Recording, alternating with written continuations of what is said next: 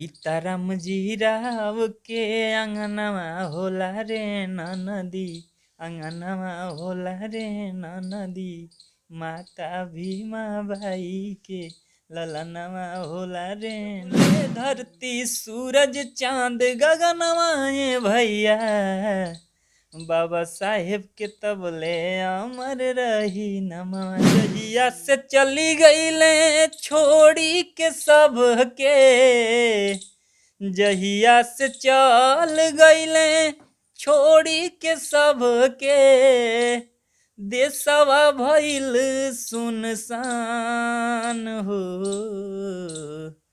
बाबा साहेब रहले देश के रतनवा, बाबा साहेब रहले देश के रतनवा, दे के गईले भारतीय संविधान हो।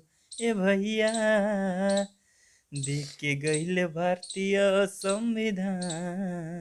लगा वो भी सुन सुन करके, ये मंदिरों में गाना जो भजन बजता है उसको सुन सुन करके। उस समय खेसारी वसारी का तो नाम ही निशान नहीं था। अच्छा। सनी कुमार सनिया उस समय हिट था और कल्लू।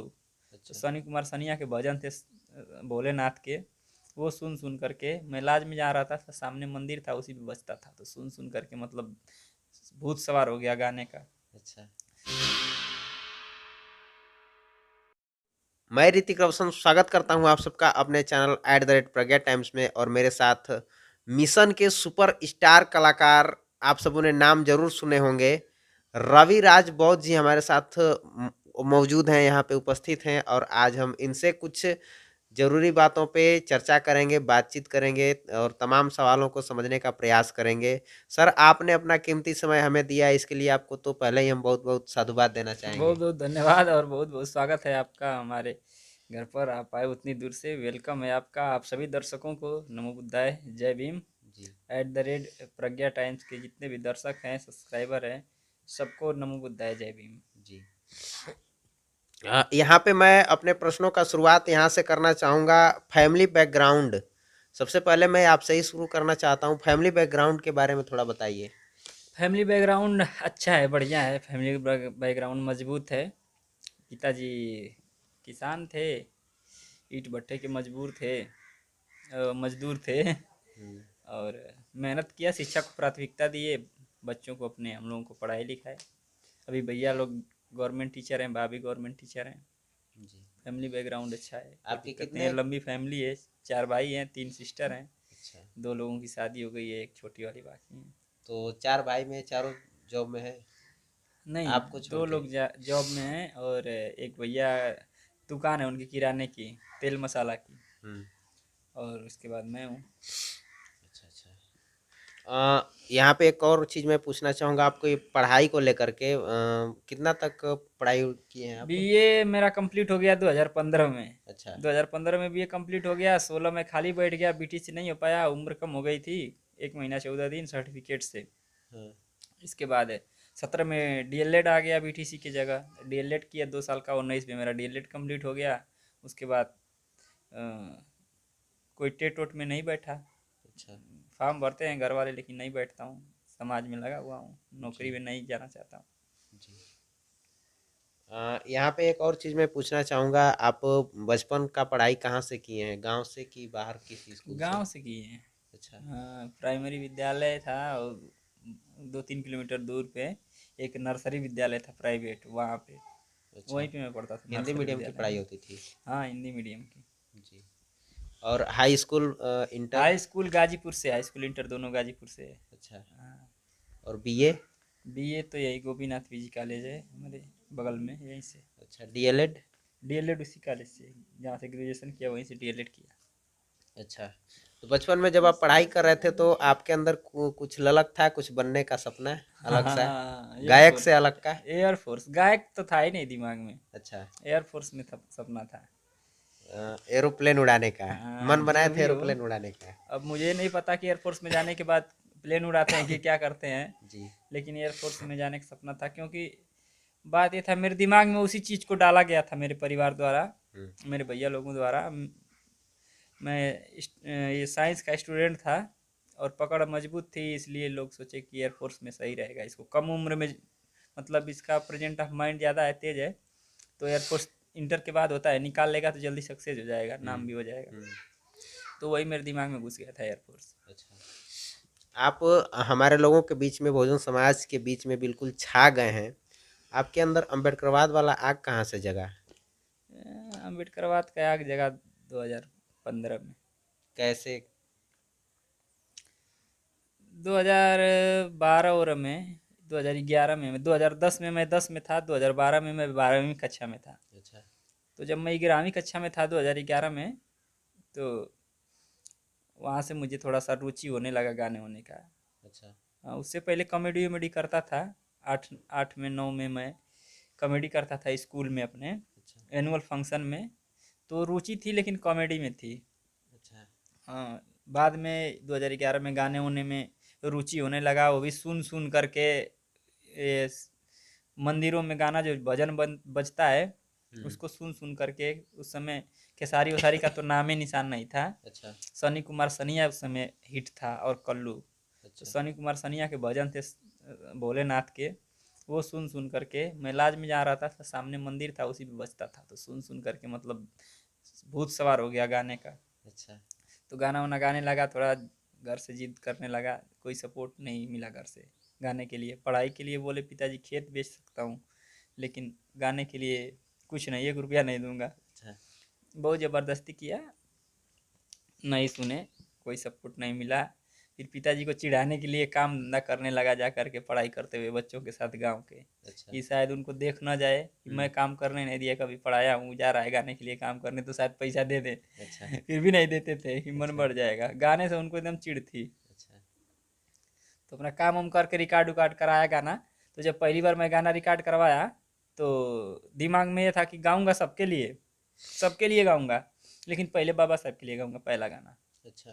तो पहला गाना बाबा साहब का मैं जब गाया, रिकॉर्ड किया, उसका पोस्टर मैं बनवाया, और बाइक से मैं और मेरा दोस्त दोनों लोग चिपकाए घूम घूम करके अच्छा। पोस्टर। जहाँ जहाँ बाबा साहब की मूर्ति दिखती वहाँ हम लोग चिपका देते थे। अच्छा। नंबर भी दिया था, तो लोग गाना सुने, यूट्यूब से अच्छा। सुने और फ़ोन किए, बधाई देने लगे। और बहुत बहुत बुद्धिजीवी लोगों ने भी फ़ोन करके मनोबल बढ़ाया और समझाया अच्छा। कि अच्छा कर रहे हैं आप, अच्छा लिखे हैं, अच्छा गाए हैं। प्रोग्राम के लिए संपर्क करने लगे लोग। प्रोग्राम जब होने लगा, तो वहाँ से आग लगी दिल में अम्बेडकरवाद की। अच्छा। लोग बताने लगे मुझे, तब मुझे समझ में आया कि नहीं, मैं अब गाऊंगा तो सिर्फ ज़िंदगी भर मिशन के ही गीत गाऊंगा। जी।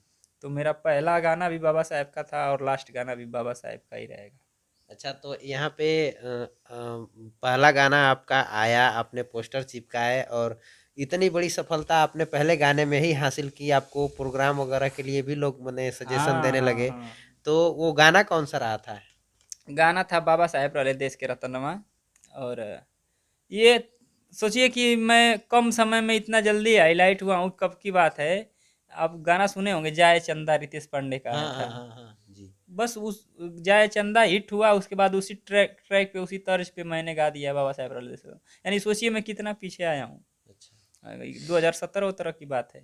अच्छा। हाँ, गा रहा हूँ 15 से, लेकिन एल्बम किया मैं 17 में। अब यूट्यूब पे आया मैं 17 में, और 18 में इनसे मुलाकात हो गई प्रीति बॉस से। अच्छा। तो 17 में आया, तो 1 साल में मैंने काफ़ी उपलब्धि हासिल कर ली थी, अच्छा। 1 साल के अंदर में। हम्म। तो वही समझ लिए कि जब जाए चंदा गाना आया है रितेश पांडे का, उसी के 2-4 महीने 5 महीने बाद हिट होने के बाद मेरा गाना आया उसी सेम तर्ज पे, बाबा साहेब रले देश के रतनमा और रही जबले धरती सूरज चांद गगनमा। अच्छा था, लोगों ने पसंद किया। यहाँ पे मैं चाहूँगा थोड़ा सा वो पहला गाना जो आपका हिट हुआ था उसको आप गुनगुना पहला दीजिए। गाना था, उसमें मैंने शायरी बोला था। वो हालांकि वो मेरी खुद की शायरी नहीं है, तो मैं श्रेय नहीं लेना चाहूँगा कि मेरी खुद की शायरी है। मैंने भी कॉपी किया था, लेकिन कहाँ से किया था ये मुझे याद नहीं है। व्हाट्सअप से किया हो, गूगल से सर्च करके किया हो, कहीं से किया था, कॉपी पेस्ट है।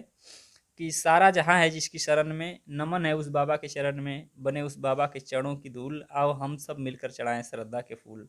नींद अपनी खोकर जगाया हमको, आंसू अपने गिरा कर हंसाया हमको, भूलना मत उस महामानव को, जमाना कहता है बाबा बाबा साहेब साहेब जिनको। जिनको। जी। तो वो अपने गाने में मैंने डाला था। तो लोगों ने तो सोशल मीडिया के माध्यम से उसको देखा होगा, लेकिन गाने में गया तो जहाँ जहाँ गाना पहुँचा वहाँ वहाँ वो शायरी पहुँची, तो लोगों को अच्छा लगा। और गाना में मैंने शिक्षा की बात की थी कि बाबा साहेब बोले थे शिक्षा को प्राथमिकता दिए थे। गाना था जहिया से चली गईले छोड़ी के सब के, जहिया से चल गईले छोड़ी के सब के, देशवा भइल सुनसान हो, बाबा साहेब रहले देश के रतनवा, बाबा साहेब रहले देश के रतनवा, दे के गईले भारतीय संविधान हो, ए भैया दे के गईले भारतीय संविधान हो। ये था। काफी सुंदर ये गाना था, और पहला गाना आज तक अभी भी ये गाना बजता है कहीं हाँ, कहीं, कहीं बजता है। कहीं कहीं देखने को सुनने को भी मिल जाता उस है। समय तो सिर्फ 2 4 5 यही सिंगर मिशन के प्रख्यात थे, सुपर हिट थे अगर यूपी में कहा जाए तो। कुछ लोग दिल्ली में रहे होंगे लेकिन मैं परिचित नहीं था किसी से, मुंबई में भी रहे होंगे, लेकिन यूपी में अपने पूर्वांचल की बात की जाए, यूपी की बात की जाए तो 2 4 5 सिंगर ही थे अभी, वो और लोग नहीं थे। हाँ, लेकिन बाबा साहेब रहले देश के रतनवा के बाद मेरा एक गाना तुरंत उसके बाद कुछ ही 1 महीने 2 महीने बाद, वीडियो तो एक ही साथ किया हूँ, आइडियो आगे पीछे हुआ, साथ ही में का सब गाना है। रही जबले धरती सूरज चांद गगनवाए भैया, बाबा साहेब के तबले अमर रही नमवाए भैया। कोई ऐसा मंच नहीं है जिस पे लोग मुझसे गाना न गवाएं, हाँ, नहीं ये या गाना फिर बहुत, या मैं न गाऊं। जी ये गाना आपका बहुत चलता हाँ, है। लोग इसकी जरूर फरमाइश कर देते हैं कि एक लाइन गा दीजिए, जी। तो ये गाना लोगों को बहुत पसंद आया।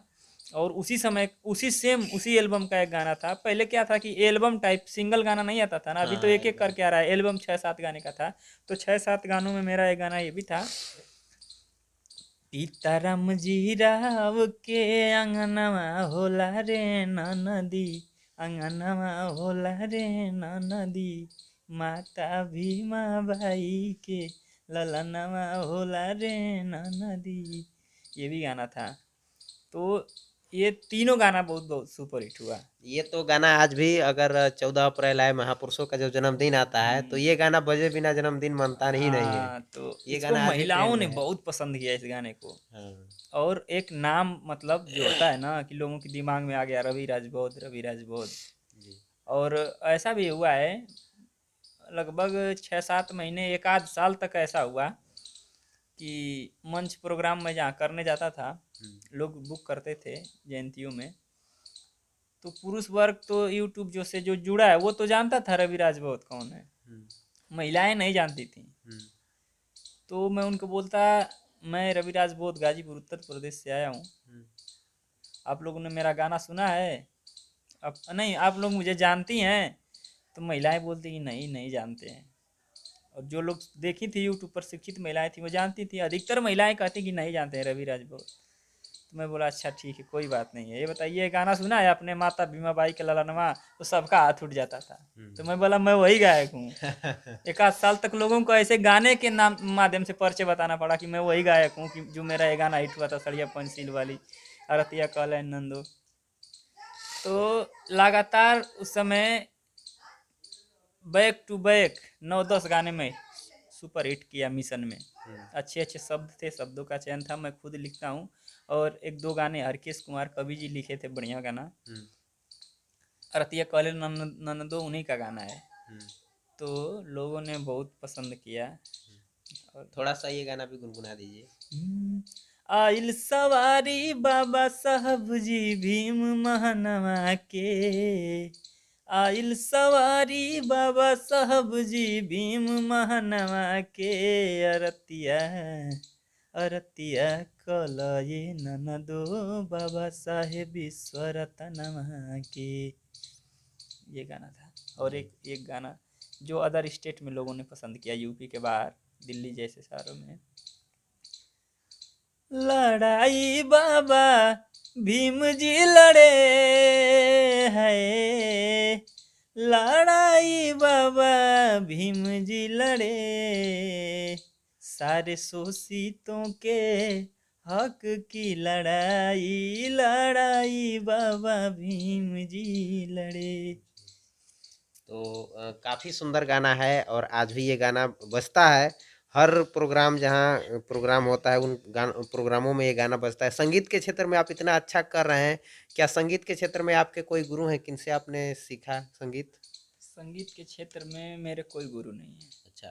मैं पेंटिंग्स करता हूँ, उसमें भी मेरे कोई गुरु नहीं है। अच्छा, आपकी पेंटिंग्स वो फेसबुक पे हम लोगों ने हाँ, देखा है जी।